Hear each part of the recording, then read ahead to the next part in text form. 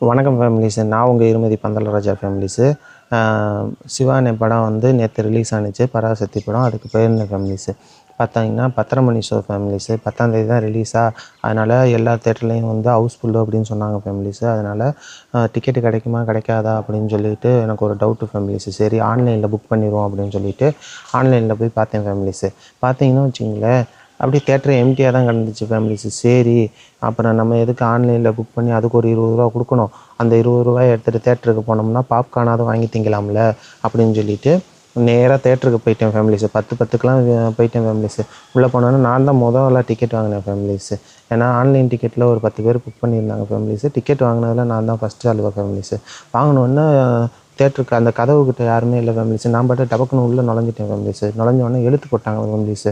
10:30க்கு தானே ஷோ, என்ன இப்போவே போட்டாங்க அப்படின்ட்டு நானும் பதட்டப்பட்டேன் ஃபேமிலிஸ். அதுக்கப்புறம் தான் வந்த அண்ணன் சொன்னார், நான் வந்து செக்கிங் பண்ணிகிட்டு இருக்கேன்ப்பா, கொஞ்சம் வெளியில் இருப்பான்னு சொல்லி வெளியில் போக சொல்லிவிட்டு கதவை பூட்டிட்டாங்க ஃபேமிலிஸு. சரி நான் வெளியில் வெயிட் பண்ணேன் ஃபேமிலிஸு. அப்புறம் 10:20க்கெலாம் வந்து உள்ளே விட்டாங்க ஃபேமிலிஸு. ஆனால் எனக்கு முன்னாடியே ஒரு அண்ணன் போயிட்டார் ஃபேமிலிஸு. அப்புறம் நான் 2ஆவதாக தான் டிக்கெட்டை கிழிச்சிட்டு உள்ளே போனேன் ஃபேமிலிஸு. உள்ளே போனோடனே உட்காந்தோடனே எப்போதும் அப்பாவோட விளம்பரம் தானே ஃபேமிலிஸு போடுவாங்க. ஆனால் இந்த தடவை அப்பாவோட விளம்பரம் போடாமல் இவங்க என்ன பண்ணிட்டாங்க ஃபேமிலிஸு, ஒஸ்தி பட பாட்டை மல்லிகா செராவத்தோட பாட்டை போட்டு சிம்புவும் மல்லிகா செராவத்தும் குத்தாட்டம் போட்டு இருந்தாங்க ஃபேமிலிஸு. அப்புறம் என்ன நினச்சாங்கன்னு தெரியல ஃபேமிலிஸு, பாதியோடு அந்த பாட்டை கட் பண்ணிட்டாங்க ஃபேமிலிஸு. அப்புறம் பார்த்திங்கன்னா வச்சுங்களேன், நம்ம தளபதியோட ஜனநாயகன் பாட்டு ஒரு பேரே வரலாறு அப்படின்னு போட்டாங்க ஃபேமிலிஸு. அப்புறம் வந்து அப்போ தான் நினச்சேன் ஃபேமிலிஸு, அண்ணன் படத்தை பாருங்கள் தம்பி படத்தையும் பாருங்கன்னு சொல்லி சிவானி சொன்னார்ல, அதுக்காக அண்ணன் படத்தை போட்டு காமிச்சிட்டு அப்புறம் தம்பி படத்தை போடுவாங்கன்னு நினச்சேன் ஃபேமிலிஸு. அப்புறம் அந்த பாட்டோட நிப்பாட்டாங்க ஃபேமிலிஸு. அப்புறம் எழுத்து போட்டு படம் போட ஆரம்பிச்சிட்டாங்க ஃபேமிலிஸு. படம் ஆரம்பித்தோடனே சிவானி வந்து ட்ரெயின் அடிக்கிறதுக்கு வந்துட்டார் ஃபேமிலிஸு. அப்புறம் ரவி அண்ணனும் சிவானனும் சண்டை போட்டாங்க ஃபேமிலிஸு. சண்டை போட்டு அடிச்சுக்கிட்டு அப்படியே இருக்காங்க ஃபேமிலிஸு. அப்புறம் வந்து சண்டையில் வந்து ரவி அண்ணன் கையை அடித்து உடச்சி விட்டு சிவானி தப்பிச்சு ஓடிட்டார் ஃபேமிலிஸு. சிவானி ஓடினதுக்கப்புறம் அப்புறம் தான் ஃபேமிலிஸ் தெரியும், அவர் வந்து புறநானூறு அப்படின்னு சொல்லிட்டு ஒரு படையே வச்சுருக்காருன்னு தெரியும், அவர் அதோட தலைவர்னு.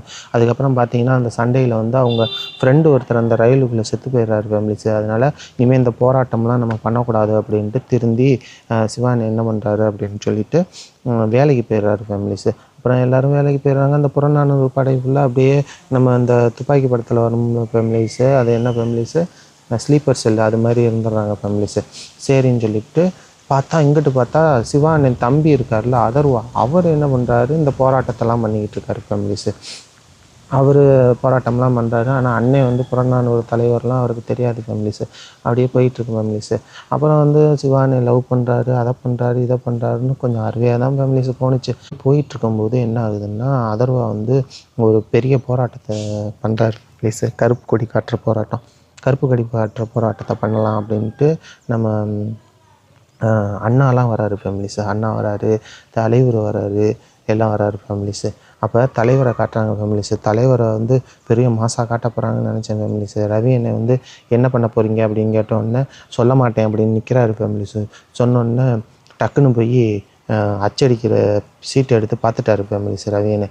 சரி சீட்டை எடுத்து பார்த்துட்டாருல, அதோட என்ன பண்ண போகிறாங்க, கருப்பு கொடி காட்ட போகிறாங்கன்னு தெரிஞ்சு போச்சுன்னு சொல்லிட்டு எல்லாரையும் கைது பண்ணிட்டாங்க ஃபேமிலிஸு. அதோட கம்முன்னு இருந்தால் அந்த போராட்டம் வந்து எல்லாருக்கும் தெரிஞ்சிருக்கும் ஃபேமிலிஸ். ஆனால் வந்து நம்ம தலைவர் சும்மா இருக்க முடியாமல் வாயை வச்சுக்கிட்டு என்ன பண்ணிடுறாரு, இந்த இடத்துல மட்டும் இல்லை இன்னும் 12 இடத்துல அடிக்கிறோம், உன்னால் என்ன பண்ண முடியும் அப்படின்னு கேட்டுவிட்டார் ஃபேமிலிஸு. உடனே அந்த சீன் மாஸாக இருக்க போகுது அப்படின்னு நினச்சா டபக்குன்னு ரவி போய் என்ன பண்ணிவிட்டாரு, எல்லா இடத்துலையும் கரண்டை பிடிங்கிட்டார் ஃபேமிலிஸு. கரண்ட் இருந்தால் தானே நீ வந்து ப்ரெஸ்ஸில் வந்து பிரிண்ட் அடிப்ப அப்படின்னு சொல்லிட்டு எல்லா கரண்டையும் பிடிங்கிட்டார் ஃபேமிலிஸு. தலைவரை வந்து மாசாக காட்ட வேண்டியது தலைவரை தமாஸ் பண்ணிட்டாங்க ஃபேமிலிஸு. சரின்னு கூட்டிகிட்டு போயிட்டாங்க ஃபேமிலிஸு. கூட்டிகிட்டு போய் ஜெயிலில் அடைச்சிட்டாங்க ஃபேமிலிஸு. அப்புறம் இடையில வந்து ஹிந்தி சம்மந்தமான காட்சிகள் வரும்போதெல்லாம் சித்தரிக்கப்பட்டவைன்னு போட்டாங்க ஃபேமிலிஸு. நம்ம உள்ளே போகும்போதே வந்து உண்மை சம்பவம்னு சொல்லி எல்லாம் ஃபயர் விட்டுட்டு இருந்தாங்க ஃபேமிலிஸு. அப்புறம் உள்ளே போய் ஃபஸ்ட்டு எழுத்து போடும்போதே இது சித்தரிக்கப்பட்டது, இதில் ஏதாவது நடந்துருந்துச்சு அப்படின்னா எதாச்சியாக நடந்திருக்கும் அப்படின்ற மாதிரி போர்டு வச்சுட்டாங்க ஃபேமிலிஸு. சென்சார் போர்டு வந்து அந்த மாதிரி பண்ணிட்டாங்க ஃபேமிலிஸு. சரி அப்படின்ட்டு அப்படின்னு நம்ம பார்த்தோம் ஃபேமிலிஸு. சிவானி இன்டர்வியூ சீன்லேயும் அந்த மாதிரி தான் ஃபேமிலிஸு சித்தரிக்கப்பட்டவன்னு போட்டாங்க ஃபேமிலிஸு. சரின்ட்டு சிவானி வந்து அழுது புலம்பி அங்கே ஒரு தம்பி இறந்து போயிடுறாரு ஃபேமிலிஸு. ஹிந்தி படிக்க முடியாமல் என்னால் பரீட்சை ஒழுங்காக எழுத முடியல, ஐஏஎஸ் பரீட்சை எழுத முடியலன்னு செத்து போயிடுறாரு ஃபேமிலிஸு. குளித்து செத்து போயிடுறாரு ஃபேமிலிஸு.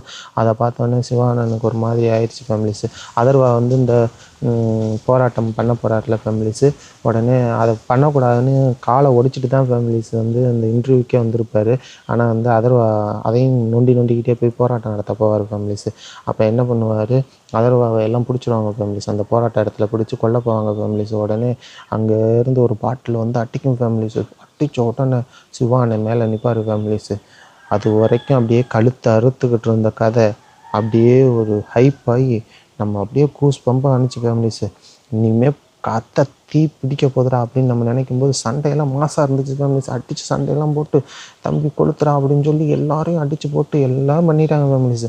பண்ணி இடைவேளையும் நீ தான் புறநானூறு தலைவரா அப்படின்னு சொல்லி கேட்டு எல்லாம் கண்டுபிடிச்சிட்டாங்க ஃபேமிலிஸு. அப்புறம் ஜெயரவியும் வந்து சிவாவை கண்டுபிடிச்சிட்டாரு. இவன் தான் அவன் நெஞ்சில் பச்சை குத்திரி அதெல்லாம் வச்சு கண்டுபிடிச்சிட்டாரு ஃபேமிலிஸ். இனிமேல் வந்து செகண்ட் ஹாஃபில் கதை அப்படி பின்னி பெடல் எடுக்க போகுது அப்படின்னு நினச்சிக்கிட்டு நான் போயிட்டு ஒரு பாப்கார்னும் ஒரு மில்க் ஷேக்கும் வாங்கி வந்து உட்காந்துட்டேன் ஃபேமிலிஸு. உட்காந்தோடனே சரி செகண்ட் ஹாஃபில் என்ன ஆக போகுது அப்படின்ட்டு பார்க்கலான்னு உட்காந்துருந்தா மறுபடி பழைய குருடி கதவை திரடி அப்படின்ற கதையாக அப்படியே ஸ்லோவாக போணுச்சு ஃபேமிலிஸு. சரி நானும் உட்காந்து பார்த்துக்கிட்டே இருந்தேன் ஃபேமிலிஸு.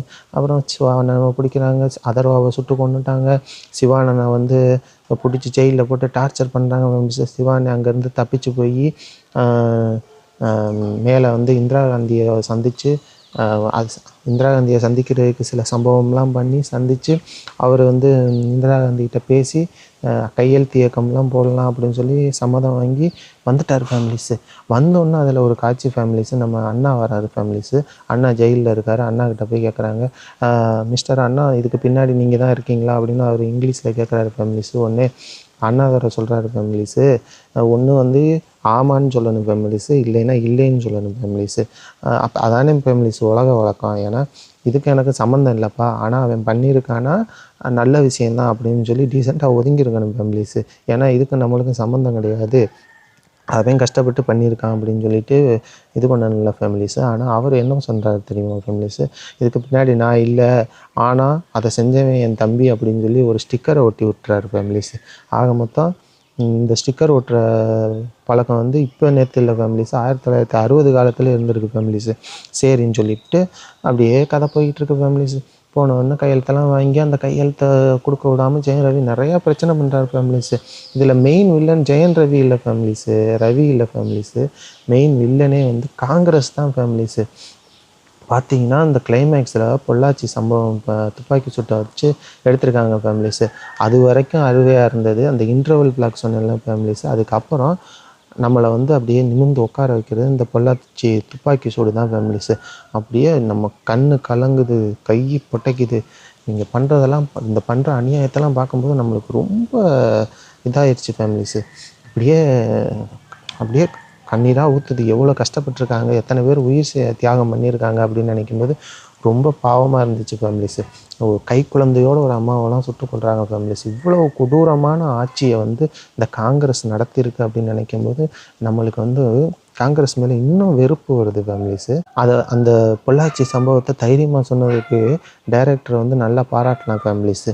படம் வந்து அந்த கிளைமேக்ஸ் காட்சிக்காகவே நம்ம போய் பார்க்கலாம் ஃபேமிலிஸ். ஏன்னா நம்மளோட மொழிக்காக, நம்மளோட வேலை வாய்ப்புக்காக, நம்மளோட உரிமைக்காக எத்தனை பேர் வந்து உயிர் தியாகம் பண்ணியிருக்காங்க அப்படின்ட்டு அந்த கிளைமேக்ஸில் நம்ம தெரிஞ்சுக்கலாம் ஃபேமிலிஸு. கண்டிப்பாக எல்லோரும் போய் பாருங்கள் ஃபேமிலிஸு. இதுக்காகவே பார்க்கலாம் ஃபேமிலிஸ், இந்த கிளைமேக்ஸுக்காகவே பார்க்கலாம் ஃபேமிலிஸு. ஆனால் இதில் இன்னொரு விஷயம் ஃபேமிலிஸு, தீ பரவட்டும் அப்படின்னு சொல்லி திமுகவுக்கு ஆதரவாக இந்த படம் இருக்கும்னு நினச்சோம்னா அந்த தீயை பரவுறதுக்காக திமுகவோட கூட்டணி கட்சி காங்கிரஸே வச்சு கொளுத்தி விட்ருக்காங்க ஃபேமிலிஸு. அப்புறம் தான் தெரியுது காங்கிரஸ் இப்படிப்பட்ட வேலையெல்லாம் பார்த்துருக்கா அப்படின்னு சொல்லிட்டு நம்மளுக்கே ஷாக் ஆகிடுச்சு ஃபேமிலிஸு. ஏன்னா இந்த மாதிரி கதைகள்லாம் கண்டிப்பாக வந்து நம்மளோட தலைமுறைகள் பார்க்கணும் ஃபேமிலிஸு. ஏன்னா எப்படிப்பட்ட அநியாயம்லாம் பண்ணியிருக்கு அப்படின்ட்டு நம்ம தலைமுறையும் தெரிஞ்சுக்கணும் ஃபேமிலிஸு. உண்மையிலே படம் வந்து அந்த கடைசி அந்த 15-20 நிமிஷத்துக்காக நல்லா பார்க்கலாம் ஃபேமிலிஸு. கொடுத்த காசுக்கு வந்து பிரச்சனை இல்லை ஃபேமிலிஸு, நல்லா இருக்குது படம், நல்லா இருக்குது. இன்னும் கொஞ்சம் ஸ்லோவாக போகுது ஃபேமிலிஸ், அதுதான் மேட்ரு. மற்றபடி படம் நல்லா இருக்குது ஃபேமிலிஸு.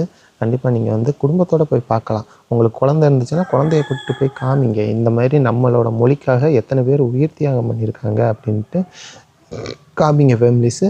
மேலும் ஒரு நல்ல வீடியோவில் சந்திப்போம் ஃபேமிலிஸு. நன்றி ஃபேமிலிஸு.